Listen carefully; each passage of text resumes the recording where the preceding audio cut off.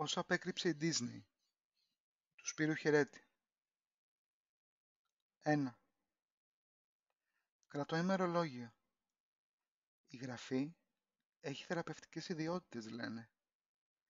Τι γίνεται όμως όταν το χαρτί ζητά επίμονα να δώσεις και δεν έχεις? Ο πρώτος χρόνος έτρεξε γρήγορα. Κάθε μέρα μια νέα πληροφορία. Τώρα όμως που έμαθα ότι η πίπα του καπνίσματος δεν βγάζει μουσική και ότι το πιρούνι είναι για να τρώμε, τι μένει? Με καθησυχάζω.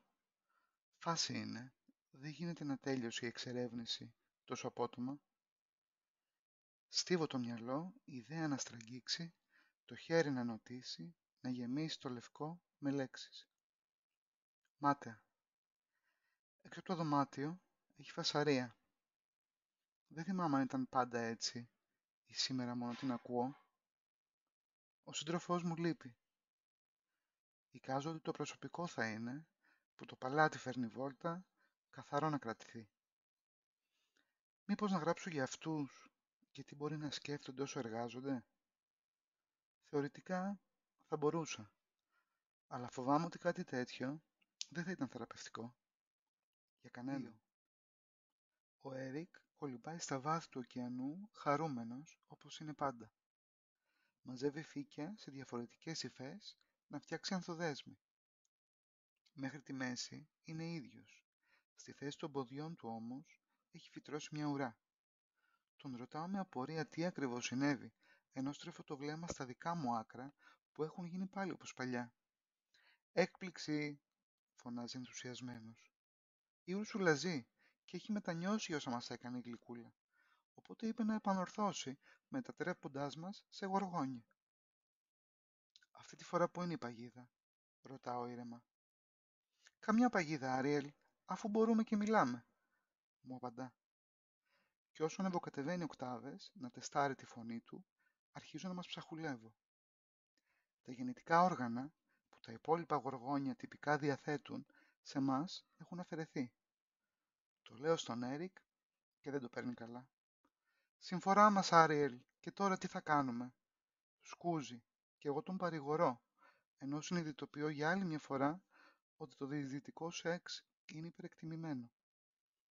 «Έχεις ακούσει για τους sides?» Τον ρωτάω σοβαρά, αλλά εκείνος με κοιτά απορριμμένος.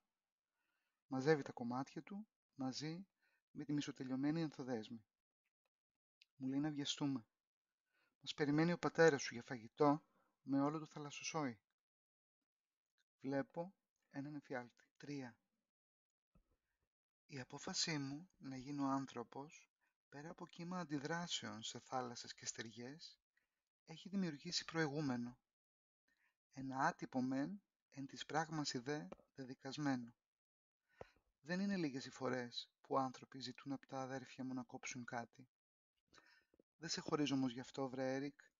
Νομίζω ότι βιαστήκαμε. Κάναμε λάθος και είναι οκ. Ούτε έχω μετανιώσει που στη γη πατώ. Στη θάλασσα έτσι κι αλλιώς δεν σκόπευα να επιστρέψω. 4.